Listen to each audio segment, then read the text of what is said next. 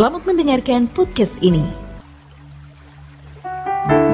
Anda telah mengunduh podcast yang dipaparkan oleh Pendeta Dr. Erastus Sabdono ini dari truth.id/voice. Selamat mendengarkan podcast ini. 4 Februari 2022. Standar kualitas batin. Apakah kita dapat mengetahui sejauh mana kita sudah serupa dengan Yesus? Atau sejauh mana prestasi diri, keadaan pertumbuhan ketidaksempurnaan kita? Mestinya bisa, karena Roh Kudus menuntun kita kepada seluruh kebenaran. Maksudnya, Roh Kudus mengajarkan kebenaran yang terkait dengan hidup kita masing-masing. Dan sejauh mana kita telah melakukan kebenaran itu. Yesus berkata, "Akulah kebenaran." Jadi, kalau kita mengenal kebenaran, berarti kita mengenal apa yang Allah Bapa kehendaki, yang pernah diperagakan oleh Tuhan Yesus. Apa artinya pengetahuan mengenai kebenaran, pengetahuan mengenai Tuhan, jika tidak kita peragakan? Kebenaran bukan hanya untuk pengetahuan semata-mata. Kebenaran yang murni pasti mendesak untuk diperagakan. Dan itu bisa terjadi kalau Roh Kudus menuntun kita. Kalau tidak ada petunjuk sama sekali untuk mengetahui sudah seberapa kita serupa dengan Yesus, maka jika kita tidak serupa, kita tidak bisa disalahkan. Tetapi kalau hal serupa dengan Yesus bisa kita ketahui dalam hidup kita, namun kita tidak berusaha untuk mengenali dan menggumulinya, maka kita bersalah. Di dalam Wahyu 2 ayat 23, firman Tuhan mengatakan, "Aku yang menguji batin." Pernahkah kita mempersoalkan apa ukuran Tuhan Yesus dalam menguji batin? Tentu ukuran dan standarnya adalah diri Yesus sendiri, yaitu apakah orang percaya mengikut jejaknya dan memiliki kualitas manusia batinia seperti Dia. Allah adalah Allah yang tertib. Allah memberikan ukuran untuk ciptaannya, terukur. Allah terukur dalam melakukan suatu tindakan, walaupun tentu kita tidak bisa mengukur Allah. Kehidupan orang percaya pasti juga memiliki standar manusia kerajaan Allah atau standar anak Allah. Itulah sebabnya dikatakan di dalam firman Tuhan bahwa suatu hari nanti kita akan menghadap tahta pengadilan Kristus. 2 Korintus 5 ayat 9 sampai 10. Hal ini menunjukkan atau mengisyaratkan bahwa Yesuslah yang akan menghakimi kita. Karena Yesus telah mati di kayu salib, menebus kita dan memiliki kita.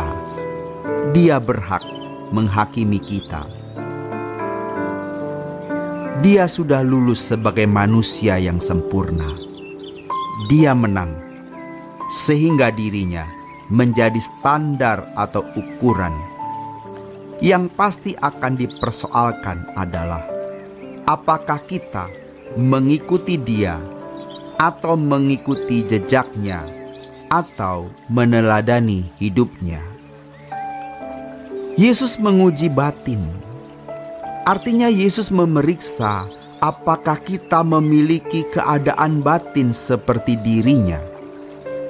Dan ketika setiap orang percaya menghadap tahta pengadilan Kristus, kita tidak bisa berkata, "Saya tidak bisa seperti Engkau, Yesus, sebab Engkau berbeda dengan manusia pada umumnya."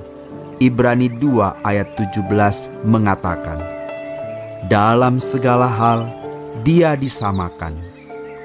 Jadi, tidak ada orang yang nanti bisa beralasan tidak bisa ikut Yesus, tidak bisa meneladani Yesus, karena Yesus manusia istimewa.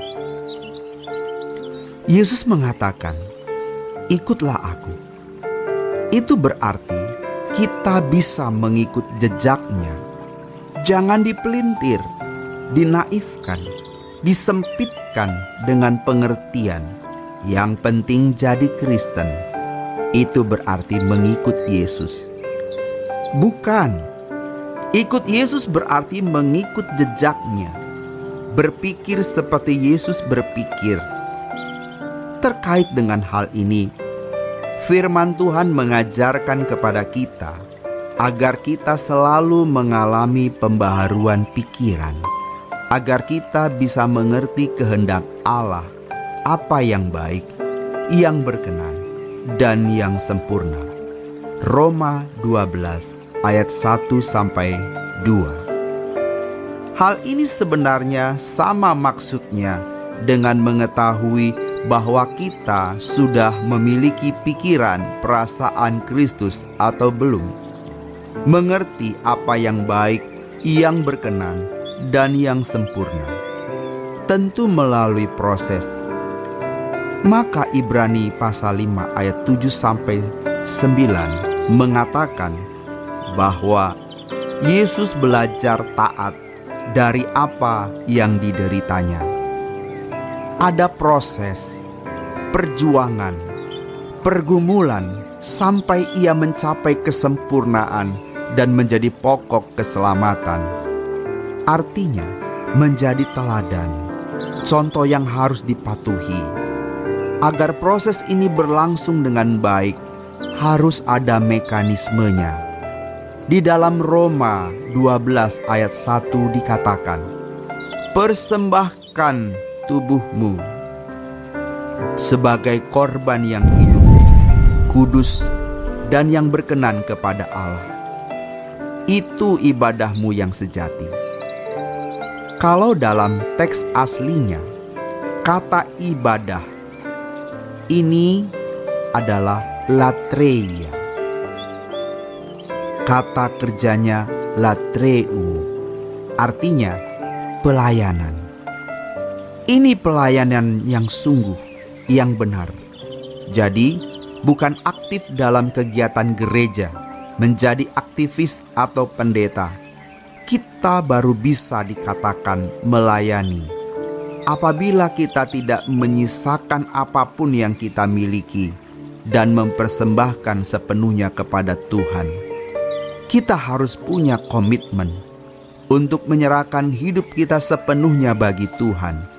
Dan setelah itu, kita bisa diproses untuk menjadi serupa dengan Dia. Demikian renungan hari ini. Tuhan Yesus memberkati. Sola Gracia.